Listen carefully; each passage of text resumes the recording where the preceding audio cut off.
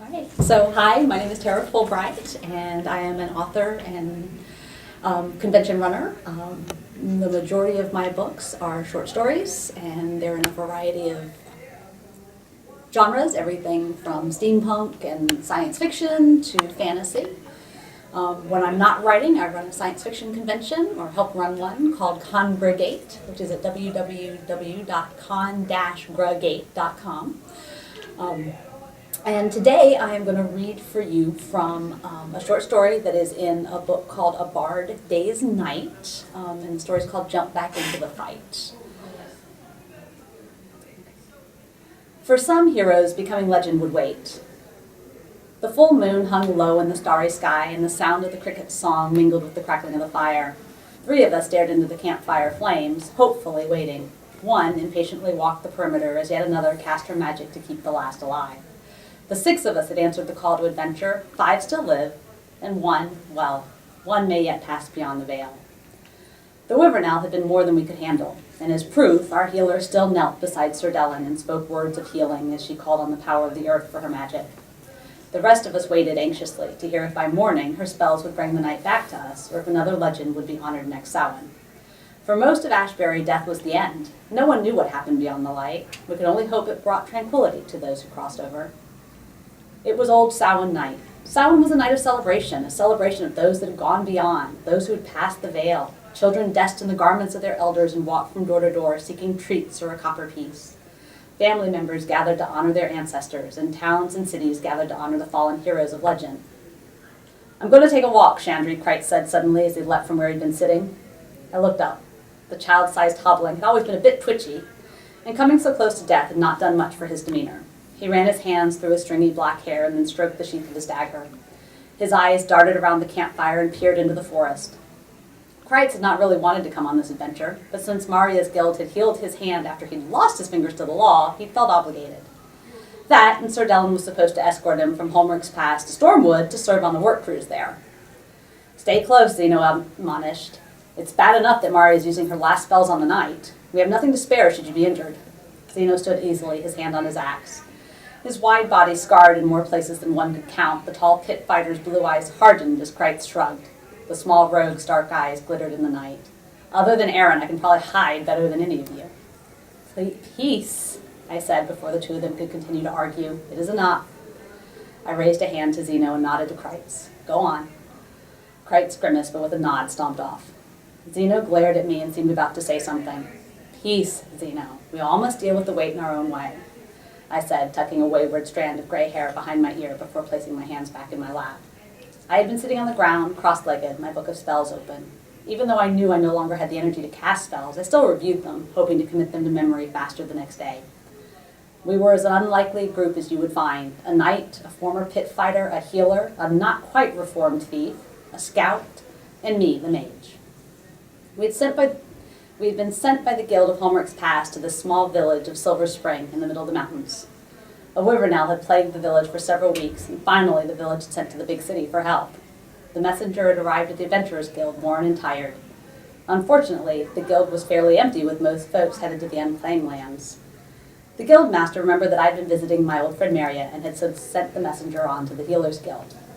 The messenger was truly frustrated by the time he got to us. Traveling through the mountains had been an adventure in and of itself, and he had already faced a number of challenges just to get to Holmerich's Pass. By the time he got to the Adventurers Guild and found it empty, he had about given up on finding help. I flashed back to the moment he entered the guild hall. Maria and I had been sitting in a corner sharing a couple of ales and some bread and cheese. It had been several years since we'd caught up, so we were sharing stories. The messenger saw us and walked over. Maria's blue eyes looked up with interest. "How can the guild help you?"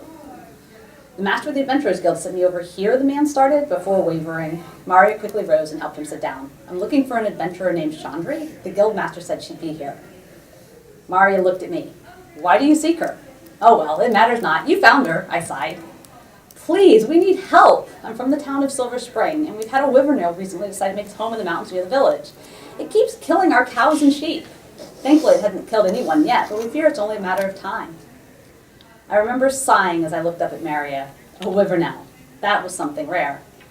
Wyvernals were almost as much of a legend as dragons, but I had seen one once before.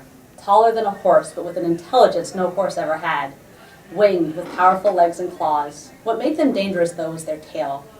Tipped with a leaf-shaped protuberance sharp as a blade and lined by quills a foot long, the creature could fling the quills out at its enemy or slice deep cuts in the end if they got too close.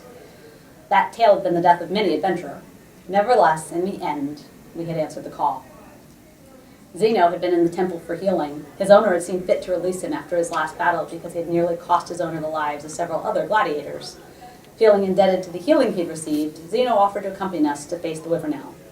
Dellen and Kreitz were headed that direction anyway, so they too agreed to go with us. We put out the call for a scout, and within a few days, Aaron arrived. All right. I don't know if I should keep going or if I should stop. Up to you. Totally up to you. Keep going. Okay. I'm into it. I'll keep going. All right. We had traveled companionably enough to Silver Spring, though whatever reason, Zeno and Kreitz refused to share the watch together. Once we reached the town, Aaron tracked the Wyvernell spoor back to the cave deeper within the mountains. Our group waited outside the creature's lair until we saw it return with a meal, and then waited longer until it was hopefully sated. Then we entered. The Wyvernell. The Wyvernell was everything we'd been led to expect. When we entered the cavern, it rose up before us. Standing a head taller than Zeno, red scales covered its body, and deep golden eyes blinked at us as we ran into the cave.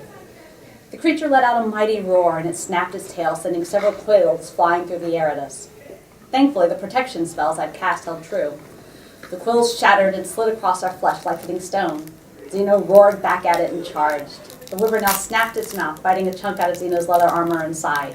Maria ran up behind it and cast healing spells, even as the Wyvernell swiped at her with its tail. Since we'd come at it inside, it didn't have much room to fly, but it still spread its wings wide, and dust and dirt flew through the air, narrowly blinding us. Zeno's axe slid across the wyvern's scale, making an eerie sound. Sir Dellen dropped the visor on his helm, shouldered his shield, and charged toward the Wyvernell. His longsword glowed with magical light and sliced deep into the creature's side. The Wyvernell roared and swiped at him with a wing, but Dellen stood his ground, taking the blow that would have knocked a lesser man to the ground. Aaron stood outside the Wyvernell's reach and peppered it with arrows, nicking the creature's armor and causing tiny bleeding wounds. Kreitz stepped nimbly across the Wyvernell's treasure and piles of rotting bones until he managed to get to its weaker flank. The Wyvernell's jaws snapped at him but missed as Kreitz tumbled quickly past the Wyvernell's side. Then, seemingly remembering that it had a tail, the Wyvernell slammed the leaf shape into Kreitz. The blow knocked him off his feet and sliced a deep cut into his chest. Maria ducked under the wing and ran towards Kreitz to heal him. I waited for the right moment, then cast a spell that sent orbs of magic to strike unerringly at the Wyvernell. It let out a roar and flipped its tail again, catching me, Zeno, and Aaron in another spray of quills. Though the protection of my spells held, I could feel the scrape of the creature's spikes against my skin. Dellen attacked again with his sword. Glowing runes flashed in the lantern light as he cut into the Wyvernell. But the Wyvernell did not back down. It bit at Zeno again and raised a claw to strike. Dellen pushed Zeno aside and took the brunt of the Wyvernell's sharp claws down his chest. "Maria!" I shouted. "Dellen's hurt!" Dellen stood for a second, then collapsed to his knees. The Wyvernell swiped his tail at Maria as she ran toward the knight. Before she could reach him, Dellen fell face down. The rest of the battle was a blur. I remember arrows flying past me as quickly as possible. At least once a wing hit me, but I managed to scramble backwards and continue to cast. I could hear Zeno and Kreitz shout as they struck at the creature. Maria struggled to pull Dellen out from in front of the Wyvernell. I cast spell after spell until I could barely stand, yet the Wyvernell remained. Aaron finally pulled me away. "Leave it! We must retreat." The Wyvernell looked wounded, but then so were we all. We backed away, and the Wyvernell let us go. Okay, I'm going to stop there. Because otherwise I'll read the whole story.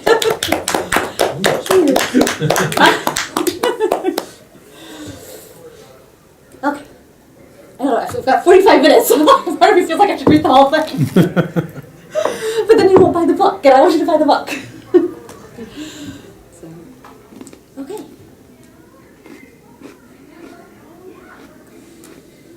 Alright, I have absolutely no idea what I'm supposed to do for 45 minutes. You don't have to do anything. Okay, You can good. wrap it up now. I would say any questions, anything you want to share, thoughts, ask. For the camera, run through the series of Bard books. Oh, sure. So the Bard books are a series edited by Michael Ventrella.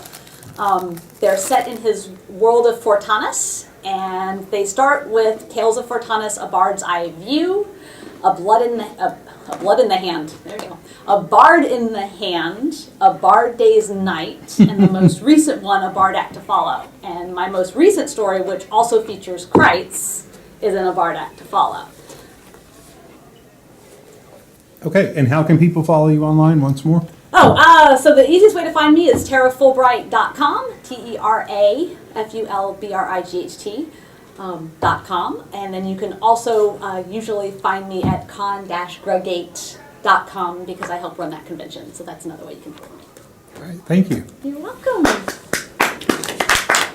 I am so going to plug both of those if I had that opportunity.